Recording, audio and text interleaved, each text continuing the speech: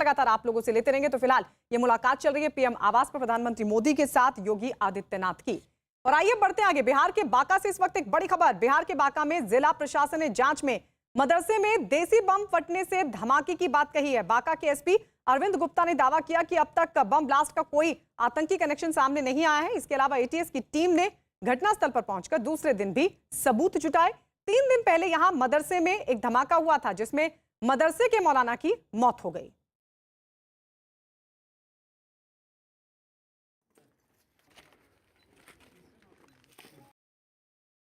और उस घटना में बांग्लादेशी आतंकवादी संगठन का हाथ था। तो ऐसे कुछ लिंक आप लोग को नहीं। इस ब्लास्ट का जो प्रकृति है इसकी वो उससे मिलती जुलती? नहीं, ये तो हम तो बता रहे हैं कि हमारे उसी गांव में जो ब्लास्ट हुआ था उससे भी प्रकृति इसकी मिलती जुलती है। जैसे जला हुआ सुतली, कंटेनर का पार्ट, कील, ऐसी कुछ चीज़ें हम लोगों को वहाँ से मिली हैं जिससे इसकी पुष्टि होती है। कई तरह की बातें हम लोग देख रहे हैं कि चल रहा है कि आईईडी हो सकता है या है। अभी तक इस तरह का कोई भी साक्ष्य हमारे पास नहीं है उस घटनास्थल पर जिसको हम आईईडी कहें, क्योंकि आईईडी में बहुत सारी चीज़ें होती हैं। आप लोग बहुत विस्तार से कई लोग लिख रहे हैं, चल रहा है। आईईडी में पूरा उसका सर्किट होता है, उसका रिमोट होता है, उसकी बैटरी होती है, उसका तार होता है, बहुत सारी चीज़ें होती हैं जो कहीं से इन सब चीज़ों को हम लोग कहीं से कुछ नहीं मिला। इसलिए हम लोग बिल्कुल अभी इसको रूल आउट कर रहे हैं कि इस तरह का कोई आईईडी का एविडेंस हमारे पास नहीं है जिससे कि हम लोग कहें कि कोई ऐसी घटना है। और इस वक्त हमारे सहयोगी पटना से हमारे साथ चंद्रमोहन जुड़ गए हैं। चंद्रमोहन, पुलिस ने जांच में क्या बताया है? बिल्कुल, देखिए, पुलिस की तरफ से साफ तौर पर यह कहा जा रहा है और जैसा कि जो बांका के एसपी हैं उन्होंने यह कहा है कि अब तक जांच में यह बातें सामने आई है कि कोई यहां से आतंकी कनेक्शन नहीं है और साथ ही जो बम धमाका हुआ है यह लोकल बम था, सुथली बम था। हालांकि उसकी डेंसिटी कितनी थी ये अभी बताने के लिए तैयार नहीं है। और साथ ही जिस तरह से यह बिल्डिंग पूरी तरीके से यह मदरसा ध्वस्त हुआ है, इसको लेकर अभी वो बोल रहे हैं कि इस पूरे मामले की जांच हो रही है। तो अभी जांच जारी है और एटीएस की टीम परसों शाम में पहुंची थी, कल दिन भर जांच की और हो सकता है कि जरूरत पड़े तो आगे भी जाए। लेकिन अभी भी साफ तौर पर यह माना जा रहा है कि इसका कहीं से कनेक्शन हो सकता है, जिसकी जांच चल रही है। लेकिन बांका के जो एसपी हैं उन्होंने सीधे तौर पर इस पूरे मामले को खारिज कर दिया है और उनका साफ तौर पर यह मानना है कि इस घटना से न तो कोई आतंकी कनेक्शन है और न ही जिस मौलाने की मौत हुई है उनका किसी से कोई कनेक्शन अब तक सामने आया है। हालांकि अभी जांच जारी है और जांच के बाद यह साफ हो पाएगा कि आखिर इसके पीछे की हकीकत क्या है। लेकिन प्रथम दृष्टया जो एसपी का बयान आया है उसमें साफ तौर पर यह कहा जा रहा है कि लोकल बम, क्रूड बम और साथ ही सुथली बम था जिसके चलते यह बिल्डिंग ध्वस्त हुआ है। ठीक है चंद्रमोहन, लौट रहे हैं आपके पास। बांका के मदरसे में हुए धमाके पर बीजेपी विधायक हरिभूषण ठाकुर के बयान पर सियासत शुरू हो गई है। मस्जिद में जो विस्फोट हुआ है इसकी उच्च स्तरीय जांच हो। साथ ही यह अब स्पष्ट हो गया है कि मदरसा में केवल धार्मिक और आतंकवाद की शिक्षा दी जाती है। मदरसा में विस्फोट यह साबित करता है कि वहाँ आतंकवादी गतिविधियां चल रही है, वहाँ आतंकवाद का पाठ नौनिहालों को पढ़ाया जाता है। उधर बीजेपी के विधायक हरिभूषण ठाकुर के इस बयान पर एनडीए में शामिल जीतन राम मांझी ने ट्वीट किया। ट्वीट करते हुए उन्होंने लिखा, गरीब दलित जब आगे बढ़े तो नक्सली, गरीब मुसलमान जब मदरसे में पढ़े तो आतंकी। भाई साहब, ऐसी मानसिकता से बाहर निकलिए, ये राष्ट्र की एकता और अखंडता के लिए ठीक नहीं। हम बांका बम विस्फोट की घटना की उच्च स्तरीय जांच की मांग करते हैं। जीतन राम मांझी के ट्वीट के बाद पार्टी की तरफ से भी इस मुद्दे पर बयान दिया गया। मदरसे का कोई आतंकी कनेक्शन नहीं था। मैं वैसे लोगों से अनुरोध करूंगा जो लोग मदरसों को सियासी एंगल से देख रहे थे वो बिहार और देश की जनता से माफी मांगे, नहीं तो जनता आपको अगले चुनाव में सबक सिखाएगी। चंद्रमोहन लगातार हमारे साथ बने हुए। चंद्रमोहन, आप बता रहे कि कल भी एटीएस की टीम वहां पर पहुंची थी, सबूत जुटाए। किस तरह के सबूत जुटाए गए और क्या कोई जानकारी एटीएस की तरफ से मिल पाई है? एटीएस इस पूरे मामले को कैसे देख रही है?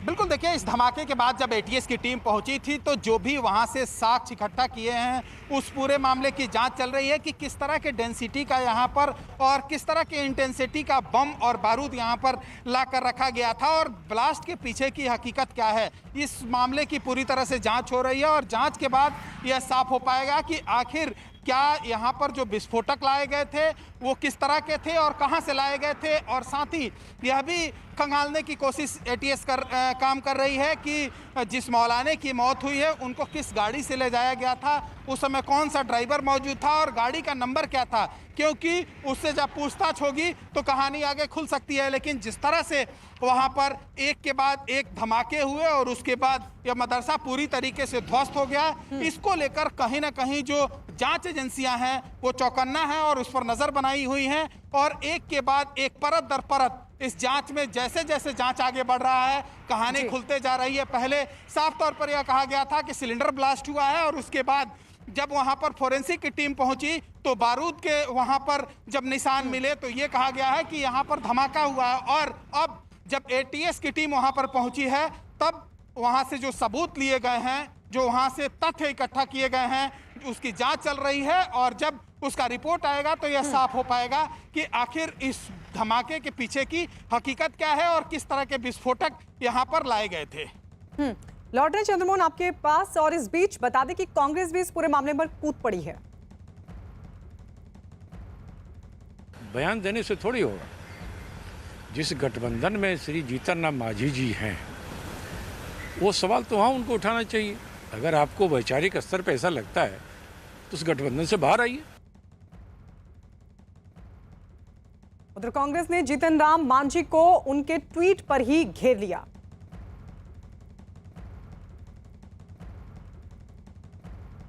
अब चंद्रमोहन हमारे साथ लगातार बने हुए हैं, हम सुनवाएंगे आपको क्या कुछ कहा गया कांग्रेस की तरफ से। और लेकिन आप बता रहे हैं चंद्रमोहन अब एटीएस इस पूरे मामले की जांच करे, लेकिन यह भी कहा जा रहा है कि एनआईए को भी हो सकता है कि सौंप दी जाए जांच। कितना संभव नजर आ रहा है, क्या पता चल पा रहा है? बिल्कुल देखिए, जो मुझे जानकारी मिली है सूत्रों के मुताबिक ऐसे में जो एनआईए की टीम जो रांची में मौजूद है वहां की टीम बांका के जो एसपी हैं उनके संपर्क में है और साथ ही जो एटीएस की टीम पहुंची है उसके संपर्क में है। और जब से यह धमाका हुआ है उसके बाद से गृह मंत्रालय इस धमाके पर नजर बनाए हुए है कि पहले जिस तरह से इसको बहाने के तौर पर टालने की कोशिश की गई, पूरे तथ्य को छुपाने की कोशिश की गई और जांच जैसे जैसे आगे बढ़ा फिर एक के बाद एक परत दर परत कहानी खुलते चली गई। क्योंकि शुरू दौर में यह कहा गया था कि सिलेंडर ब्लास्ट हुआ है और उसके बाद बारूद की बात आ गई, तो जाहिर सी बात है जो जांच एजेंसियां हैं वो पूरी तरह से चौकन्ना है और रांची का जो एनआईए का टीम है वो लगातार वहां के अधिकारियों के संपर्क में है और पल पल की जानकारी भी रख रहा है। हो सकता है कि जैसे ही नोटिफिकेशन हो जाए एनआईए की टीम का उसके बाद वहां से अधिकारी पहुंचेंगे, तथ्य इकट्ठा करेंगे और उसके बाद फिर खुलासा हो पाएगा कि आखिर जो मौलाना जिनकी मौत हुई है उनके मौत के पीछे की हकीकत क्या है और उसके बाद यहाँ से विस्फोटक कहाँ से लाए गए थे, इसका भी खुलासा हो पाएगा। चंद्रमोहन, तो क्या पहले एटीएस की रिपोर्ट का इंतजार किया जाएगा? एटीएस इसको कैसे आगे बढ़ाती है मामले को, उसके बाद एनआईए की जांच पर विचार होगा? बिल्कुल देखिए, पहले तो जब धमाका हुआ था उसके बाद जिले के एसपी पहुंचे थे, डीआईजी पहुंचे थे और उसके बाद जब फॉरेंसिक की टीम वहां पर पहुंची उसके बाद से काफी साक्ष्य वहां से बरामद हुए और जो साक्ष्य बरामद हुए उसके आधार पर वहां पर एटीएस की टीम पहुंची थी और एक दिन नहीं बल्कि 2 दिन वहां पर एटीएस की टीम 7 लोगों की टीम पहुंची थी और जो भी साक्ष्य वहां से मिले हैं वो साफ तौर पर यह दिखा रहे हैं कि एक नहीं बल्कि कई धमाके हुए हैं। ऐसे में जो एटीएस की टीम है वो अपना रिपोर्ट तैयार कर रही है और साथ ही जो वहां से बारूद बरामद हुए हैं, जो विस्फोटक बरामद हुए हैं, जो धमाके के बाद सामग्री बरामद हुए हैं उसको इकट्ठा कर उसकी जांच भी की जा रही है और जांच के बाद जब रिपोर्ट आएगा उसके बाद यह साफ हो पाएगा कि आखिर यहाँ पर कितने इंटेंसिटी का जो ब्लास्ट था वो हुआ था, जिसमें पूरी तरीके से आपने तस्वीर में भी साफ तौर पर देखा होगा कि जो मदरसा है वो पूरी तरीके से ध्वस्त हो चुका है, परखच्चे उड़ गए हैं और कई लोगों के घायल होने की भी बात सामने आई थी। तो ये धीरे धीरे जांच आगे बढ़ रही है और जो एटीएस के अधिकारी हैं वो भी एनआईए के संपर्क में हैं और जो जिला के एसपी हैं वो भी एनआईए के संपर्क में हैं। तो अब जब एनआईए की टीम वहां पर पहुंचेगी, जब इसकी जांच शुरू करेगी उसके बाद दूध का दूध और पानी का पानी साफ हो पाएगा कि आखिर इस ब्लास्ट के पीछे की हकीकत क्या है। चंद्रमोहन, क्या कुछ लोगों से पूछताछ भी हो रही है इस मामले में? बिल्कुल, इस धमाके के बाद जब वहां पर पुलिस की टीम पहुंची थी तो पहले पूरी तरीके से इस पूरे मामले को दबाने की कोशिश की गई, क्योंकि जो आसपास के घर मौजूद हैं, जो लोग मौजूद थे, उन्होंने सिर्फ ये बताया कि सुबह 8:23 के करीब वहां पर जोरदार एक के बाद एक धमाके हुए और चारों तरफ इलाके में धुआं फैल गया।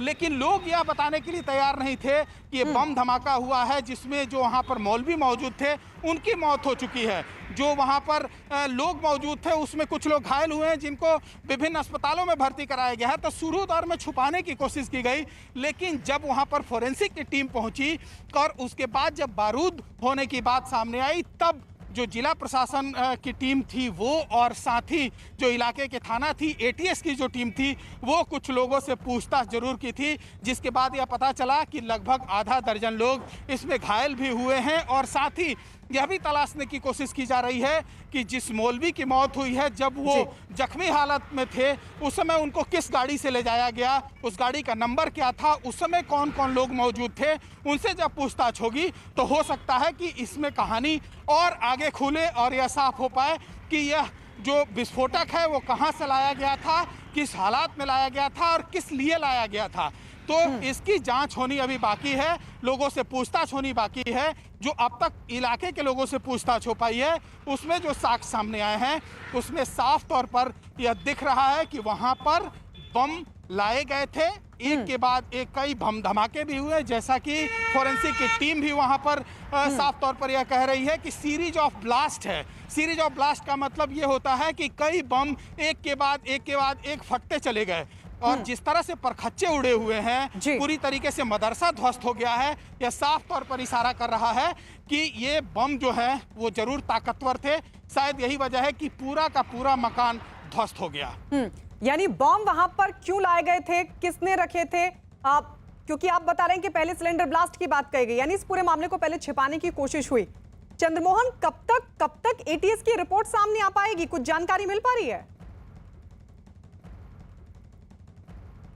बिल्कुल, देखिए, वरीय अधिकारी जब वहां से साक्ष्य इकट्ठा करके लेकर वापस लौटे हैं तो उसके बाद ये कहा जा रहा है कि अगर आगे जरूरत पड़ी तो ये एटीएस की टीम फिर एक बार वहां पर मौके पर जा सकती है और कुछ साक्ष्य इकट्ठा करने के लिए, कुछ लोगों से पूछताछ करने के लिए। लेकिन जो एटीएस के अधिकारियों से मेरी बात हो पाई है वो साफ तौर पर यह कह रहे हैं कि जल्द ही इसका रिपोर्ट सरकार को और जो वरीय अधिकारी हैं, बिहार के डीजीपी हैं और जिनको जरूरत पड़ी, चाहे वो कोई बड़ी जांच एजेंसी हो, केंद्रीय जांच एजेंसी हो, उनको उपलब्ध कराया जाएगा कि ये जो धमाके हुए हैं, ये जो ब्लास्ट हुआ है, इसमें जो बारूद इस्तेमाल किया गया है वो कितने इंटेंसिटी का था। क्योंकि सबसे बड़ा सवाल ये है कि एक के बाद एक कई धमाके हुए और पूरी तरीके से जो मदरसा है वो ध्वस्त हो गया।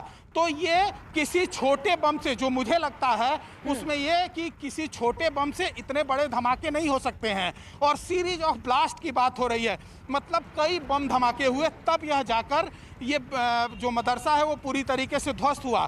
तो जांच एजेंसियां जो वहां पर पहुंची थी अब तक, जिसमें एटीएस है और जो कुछ स्पेशल टीम बनाई गई थी उस जांच के लिए, वो जल्द ही रिपोर्ट सौंप देंगी। और अगर बड़े किसी जांच एजेंसी जिसमें एनआईए या फिर किसी और जांच एजेंसी को इस रिपोर्ट की जरूरत पड़ी तो उनको भी उपलब्ध कराया जाएगा। एटीएस किन एंगल्स पर, किन बिंदुओं पर चंद्रमोहन जांच कर रही है? बिल्कुल, देखिए, जब एटीएस वहां पर पहुंची तो जो पहले वहां पर फोरेंसिक की टीम पहुंची थी उनके तरफ से ये कहा गया कि यहां पर सीरीज ऑफ ब्लास्ट हुए हैं। सीरीज ऑफ ब्लास्ट का मतलब होता है कि कई धमाके एक के बाद एक सुने गए और साथ ही कौन लोग यहां पर ये इस विस्फोटक को लाकर रखे थे, किस लिए रखा गया था, कौन कौन लोग इसमें शामिल हैं, इन सभी बिंदुओं पर जांच होगी। और साथ ही सबसे जो महत्वपूर्ण बिंदु है उसमें यह कहा जा रहा है कि यह टटोलने की कोशिश की जाएगी कि कहीं इसका कोई आतंकी कनेक्शन तो नहीं है, जिसको सीधे तौर पर बांका के एसपी ने खारिज कर दिया है। क्योंकि जब एनआईए